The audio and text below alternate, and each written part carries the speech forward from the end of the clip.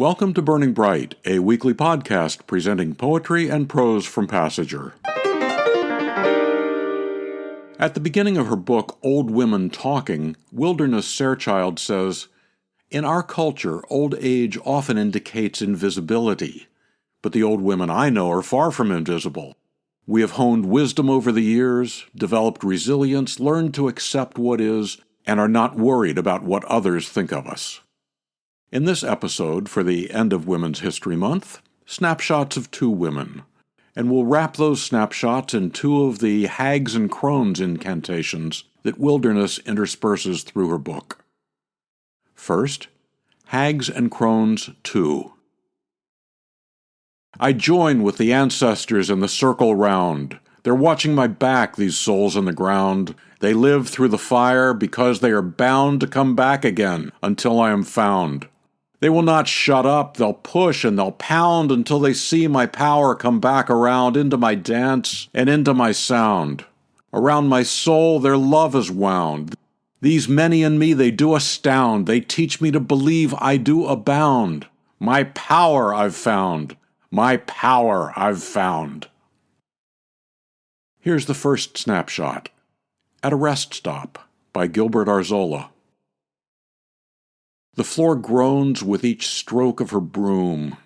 The cleaning woman, head wrapped in a scarf, pokes the bristles deep, stabbing at the floor as if she can sweep away circumstance, tidy up dumb luck. Noticing nothing else around her, the labored breath of some assistant on business, the glassy gaze of a husband with hundreds of miles to go. The work before her, all that matters. She keeps her head down, as if praying to a God only she would recognize, or hiding her face from the glare of an unreasonable sun.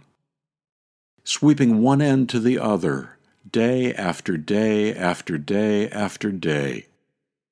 The chore follows behind her, and will need doing again. At a Rest Stop by Gilbert Arzola, from his book, Prayers of Little Consequence. Joyce Abell said that when she was growing up in Ravinia, just outside Chicago, her parents joined the Communist Party. Here's an excerpt from her memoir, Prickly Roses.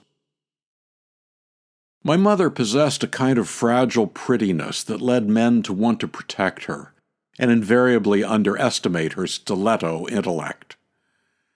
She would first flirt with her friends' husbands and then challenge them in her politically provocative way that almost always ended with her besting them.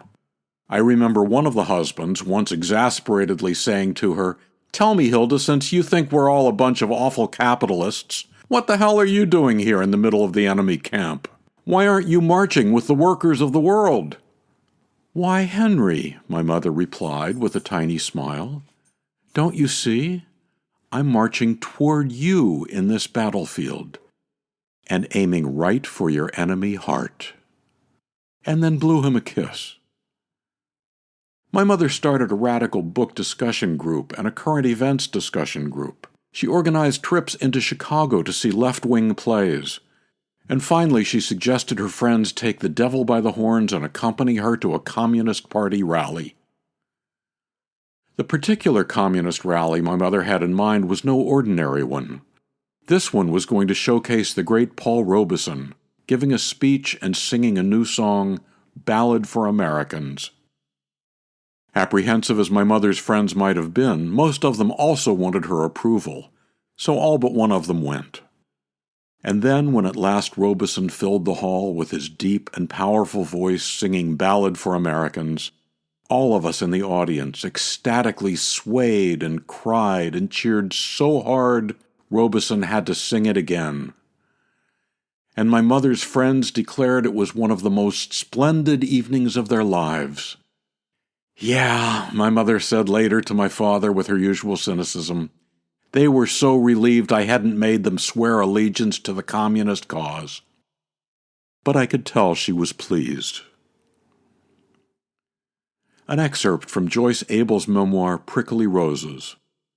We'll end with Wilderness Sarchild's Hags and Crones 3.